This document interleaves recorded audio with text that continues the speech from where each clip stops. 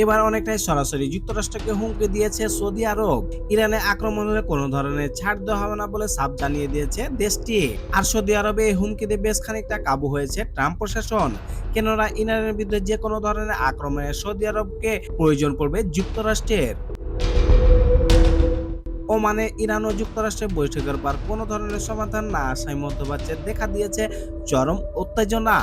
তবে ট্রাম্প প্রশাসন ইরানকে আগে জানিয়ে দিয়েছেন যে অবশ্যই ইরানকে পরমাণু কর্মসূচি স্থগিত করতে হবে।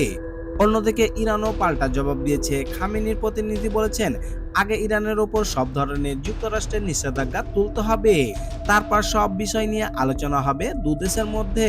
দুদেশের এমন পাল্টাপাল্টি দাবি আর হুমকিতে অনেকে মনে করছেন এবার দুই দেশের মধ্যে দ্বন্দ্ব আরো চরমে পৌঁছাবে। এদিকে সৌদি আরব সরাসরি ঘোষণা দিয়েছে ইরানে হামলা চালানোর জন্য যুক্তরাষ্ট্রকে নিজেদের আকাশসীমা ব্যবহার করতে দেবে না। সৌদির এই ঘোষণা বেশ খানিকটা বেকায়দায় পড়েছে যুক্তরাষ্ট্র। অঞ্চলটির অন্য অন্য দেশে যদি এমন ঘোষণা করে তাহলে যুক্তরাষ্ট্র নতুন করে ভাবতে হবে। যদিও মধ্যপ্রাচ্যে অনেক দেশেই যুক্তরাষ্ট্রের সামরিক ঘাঁটি রয়েছে, এ অঞ্চলে কোন কোন দেশে তাদের সামরিক ঘাঁটি রয়েছে তা সম্পর্কে বিস্তারিত আলোচনা করব। এই অঞ্চলে সবচেয়ে বড় মার্কিন ঘাঁটি রয়েছে কাতারে। এটির নাম হচ্ছে আলদে বিমান ঘাঁটি, যা 1996 সালে প্রতিষ্ঠিত হয়েছে। এই ঘাঁটিতে বিপুল সংখ্যক মার্কিন সেনা রয়েছে। অঞ্চলটি আরো যেসব দেশে মার্কিন সামরিক ঘাঁটি রয়েছে সেগুলো হলো বাহরাইন, কুয়েত, সৌদি আরব, সংযুক্ত আরব আমিরাত। এসব ঘাঁটিতে সাধারণ সময়ে 30,000 মার্কিন সেনা অবস্থান করে, কিন্তু বড় ধরনের কোনো অভিযানের সময় তা কয়েক গুণ বাড়ানো হয়। 2001 সালে আফগানিস্তান হামলা শুরুর পর থেকে 2011 সাল নাগাদ মধ্যপ্রাচ্যের বিভিন্ন ঘাঁটিতে সেনাদের সংখ্যা বেড়ে দাঁড়িয়েছিল 1 লক্ষেরও বেশি। আর 2003 সালে ইরাক হামলার পর 2007 সালের মধ্যে এসব ঘাঁটিতে মার্কিন সেনাদের সংখ্যা দাঁড়িয়েছিল 1,60,000-এরও বেশি। এছাড়াও সিরিয়ার কয়েকটি ছোট ছোট মার্কিন ঘাঁটিতে রয়েছে 2,000 মার্কিন সেনা, যাদের অধিকাংশই উত্তর পূর্ব সিরিয়ার অবস্থান করছে।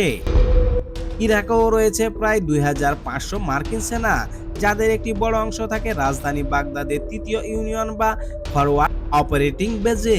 যুক্তরাষ্ট্রের সামরিক সদর দপ্তর পেন্টাগন সাম্প্রতিক বলেছে, মধ্যপ্রাচ্যের বিভিন্ন দেশে ট্রাম্প গত কয়েক সপ্তাহ সামরিক শক্তি বৃদ্ধির নির্দেশনা দিয়েছেন। সে অনুযায়ী ব্যবস্থাও নেওয়া হয়েছে।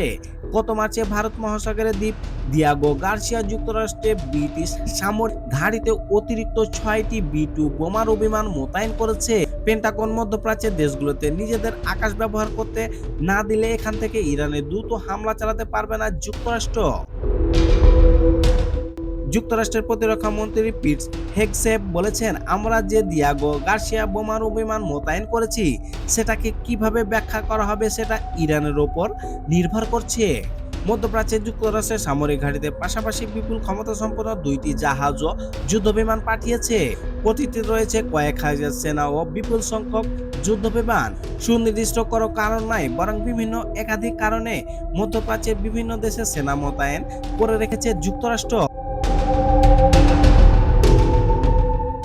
ইরাকের মতো কিছু দেশে ইসলামিক স্টেট বা IS এবং স্থানীয় সশস্ত্র গোষ্ঠীগুলোর বিরুদ্ধে লড়াই করছে যুক্তরাষ্ট্রের সেনারা, কিন্তু কয়েক বছর ধরে সেখানে অবস্থানকারী মার্কিন সেনাদের লক্ষ্য করে ইরানের সমর্থনপুষ্ট সেনারা হামলা চালিয়ে যাচ্ছে বলে জানিয়েছেন, এবং তাদের উপরও পাল্টা হামলা চালিয়েছে মার্কিন সেনারা। অঞ্চলটিতে যুক্তরাষ্ট্রের গুরুত্বপূর্ণ মিত্র জর্ডানে কয়েকশো মার্কিন প্রশিক্ষক অবস্থান করছে। তারা বছর জুড়ে ব্যাপক মহড়াও আয়োজন করে থাকে।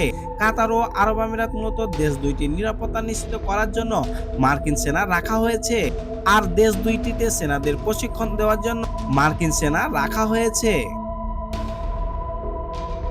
পাশাপাশি মার্কিন সেনা রাখার আরেকটি উদ্দেশ্য হলো অঞ্চলটিতে সামরিক কোনো অভিযান প্রয়োজন হলে তাদের সহায়তা নিতে পারবে ট্রাম্প প্রশাসন। ট্রাম্প কিছুদিন আগে হুতিদের ওপর বড় ধরনের বিমান হামলা চালিয়েছে। এসব বোমা হামলা ব্যবহৃত হয়েছে যুদ্ধ বিমানগুলো। মধ্যপ্রাচ্যের বিভিন্ন ঘাঁটি থেকে উড্ডয়ন করেছে এই বিমান, তবে কোন কোন দেশ থেকে এসব জাহাজ উড্ডয়ন করেছে তা প্রকাশ করা হয়নি। তবে এবার যদি মধ্যপ্রাচ্যের দেশগুলো তাদের আকাশসীমা ব্যবহার করতে না দেয় তবে বড় ধরনের বিপদে পড়বে যুক্তরাষ্ট্র।